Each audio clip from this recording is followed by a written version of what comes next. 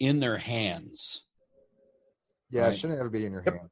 Even if you have a assault rifle, it needs to be. In the 80s, I'm a young metalhead teenager, and I walk into a shopping mall wearing spiked leather bracers, and I get those confiscated by the law because that somehow is a weapon. Yeah, I remember that. Yeah, yeah, it had to be. It wasn't like a thin stud. If you had a spike of any kind, it was. No, I'm not even talking about on the knuckles. I'm talking about on my wrist. Yeah, those were legal. Yeah, you couldn't go into a mall with those things. How have we gotten so crazy to these days? This is what I ultimately take away from things.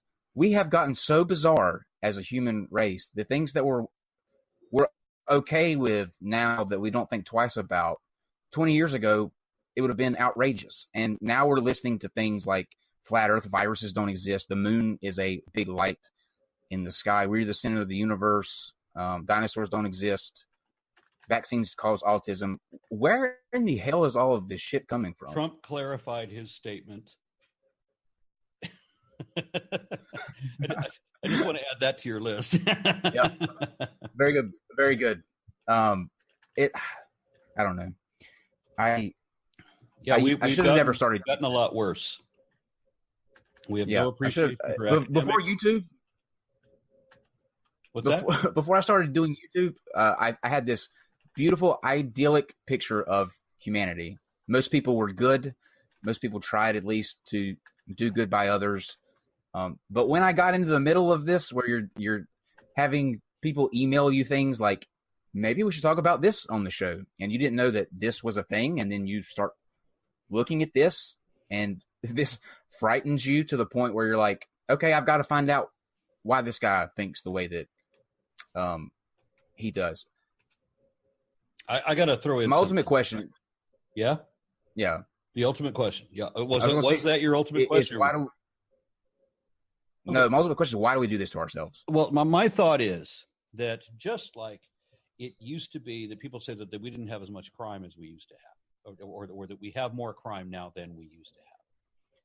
When we used to have guys that would wander around just killing people, right? Killed 21 men, right? That we know of.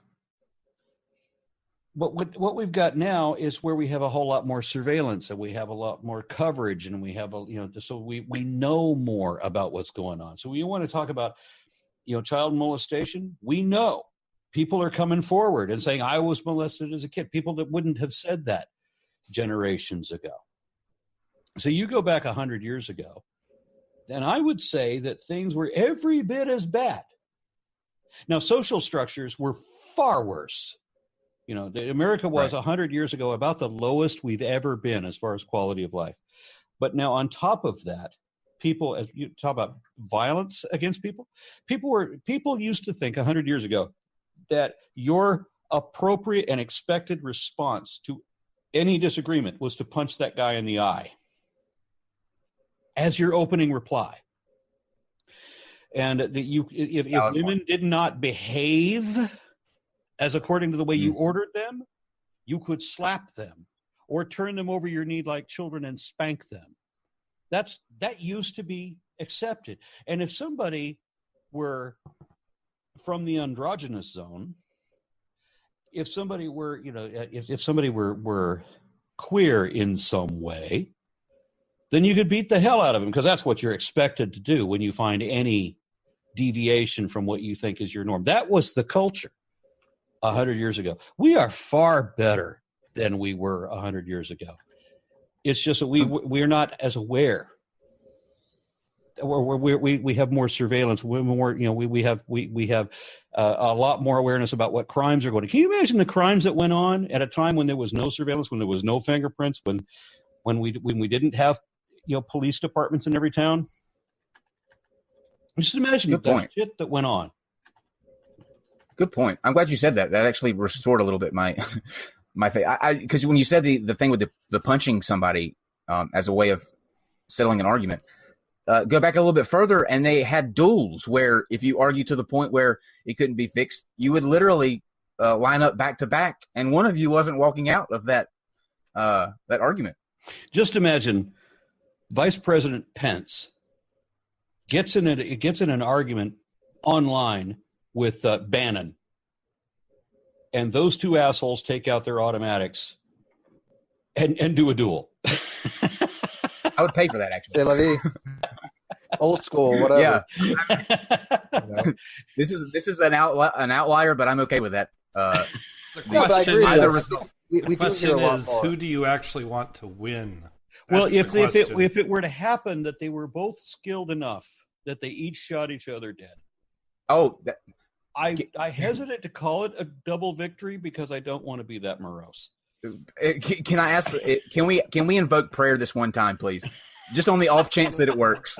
It's kind of like one of those things. One time it might actually do something. There you go. I don't want them to die, but I would unplug their life support to charge my cell phone. I will. We're getting dark. That's a good.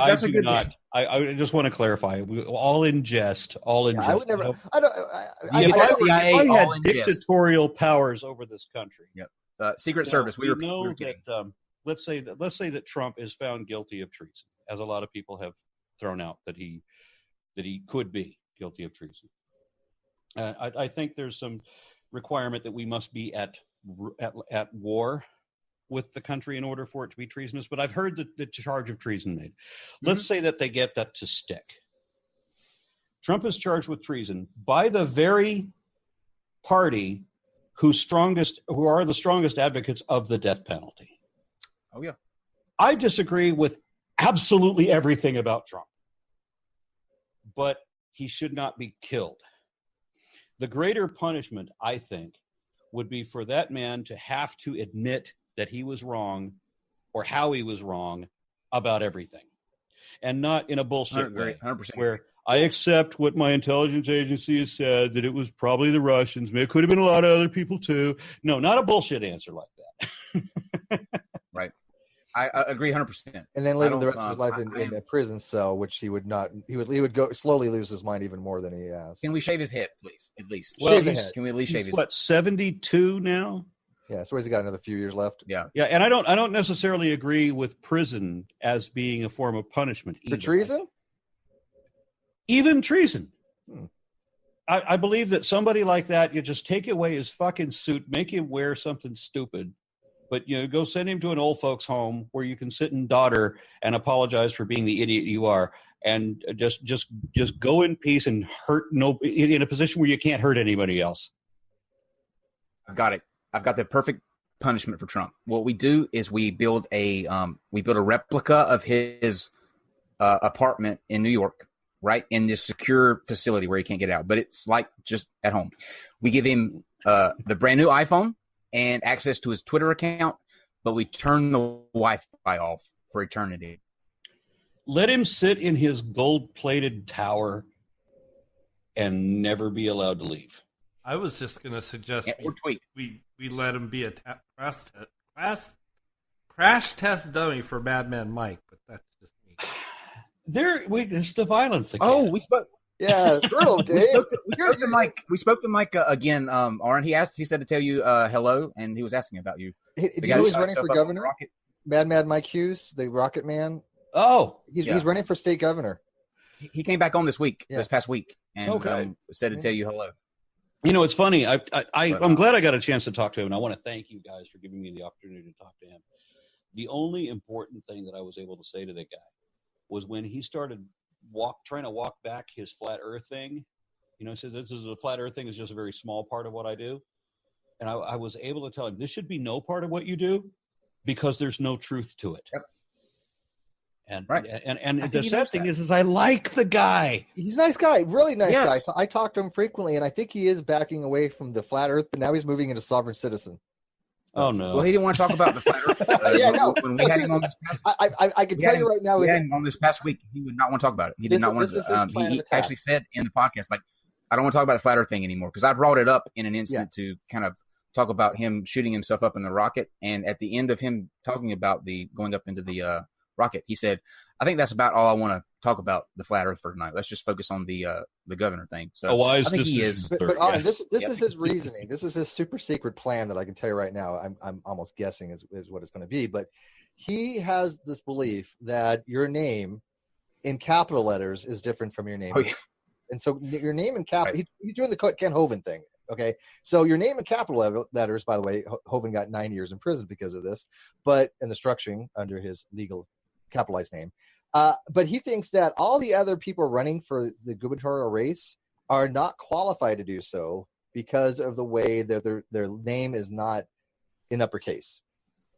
And no, that's the reason why they can't. They're a corporation. They're a corporation, yeah, because he's run as a corporation. Therefore, you can't run into a corporation because it's, even though a corporation is a legal person, it's not the person that is Mad Mike Hughes, and so all of them are not qualified because they're running illegally. And he's trying to make this argument. Great guy, Mike. We love you. Come back. So you every now and then, crazy people are nice like him. It wouldn't be half bad. Every now and then you hear some piece of news about some famous person that you didn't expect. Like the other day I heard that, or I was watching some video that was talking about the life story of Peter Sellers, where it mentioned this thing about Peter Sellers being super, super superstitious. And he was so superstitious that somebody told him that the color purple was in some culture the color of death. And so Peter Sellers, according to this video, was describing or that he was terrified of ever being in a room with anything that was purple because somehow it might kill him. Now, take that and compare that to things that we've read from, again, 100 years ago, the things that people commonly believed and wrote 100 years. It's rare that you had people writing anything. And they certainly didn't have a public mass media where every idiotic brain fart is suddenly broadcast to thousands of people. We don't have that anymore. So I don't think that we're necessarily getting stupider, but the stupid is becoming more obvious. And I'm really hoping we're more aware of it. Purple was a color of royalty throughout history. Go tell that to Peter Sellers. Because it was hard to make the actual color. It was a rare ink.